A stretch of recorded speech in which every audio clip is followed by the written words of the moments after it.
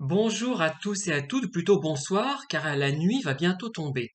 Alors, une vidéo qui va être profondément subjective, qui n'est absolument pas scientifique, qui demeurera bavarde, puisque je suis bavard, hein, une vidéo bavarde, forcément, de la part de quelqu'un qui est bavard, mais qui m'a semblé importante, je ne sais pas pourquoi, ça a été un déclic, mais en même temps, elle va dans le sens de beaucoup d'autres vidéos que j'ai faites et que d'autres ont faites, et qui ne renvoient pas à la fameuse méthode expérimentale dont je vous ai rebattu un petit peu les oreilles à un moment donné, hein.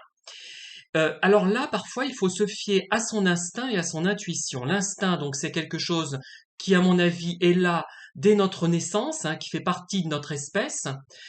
Et l'intuition, c'est quelque chose qui découle plus de notre expérience. Enfin, c'est ma définition, la définition à laquelle je suis arrivé et qui n'engage finalement que moi. Mais une fois que j'ai un peu défini les choses, on comprend où je veux en venir. Il y a des gens qui vraiment se décrivent comme des Asperger, donc des autistes Asperger, qui à mon avis donc sont des gens qui ne sont pas inférieurs aux autres. Au contraire, c'est une sorte pour moi d'autre espèce, une espèce plus avancée par certains côtés que notre espèce classique, que nous-mêmes finalement. Moi, je vois ça comme des gens supérieurement intelligents souvent, ou du moins qui ont une conscience de la vie beaucoup plus acérés et oui acérés que la nôtre, hein, je pense, qui sont beaucoup plus, qui ont plus de recul finalement, qui ont raison au fond. Mais ils sont en situation de handicap du fait de leur particularité. Eh bien, moi je trouve, en parcourant Internet, hein, qu'il y a des gens qui se prétendent Asperger, mais qui sont probablement plus proches du profil pervers que du profil Asperger. Et après tout, pourquoi les deux ne pourraient pas être mélangés finalement? Il y en a qui vont hurler, qui vont me dire mais non, c'est pas possible. Mais vraiment, moi j'ai cette sensation que vraiment certains sont plus proches, enfin, sont plus des pervers que des Asperger. Parce que il y a un malaise quand on les entend, quand on les écoute, quand on les voit, un malaise qui ne découle pas de leur étrangeté, puisque moi, une personne étrange, je peux très bien ne pas ressentir de malaise en la voyant, une fois que peut-être que je la connais, ou même sans la connaître, hein, en la voyant passer simplement. Simplement, elle m'intrigue, mais je ne suis pas forcément mal à l'aise. Et là, moi, je ressens parfois un grand malaise avec certains profils, hein. Je vous le dis franchement, tant pis si le problème, c'est que les gens que je vise ne vont pas se sentir visés, et ceux que je ne vise pas vont se sentir visés avec cette vidéo. C'est ça le problème, hein. Mais vraiment, faites très attention à ça.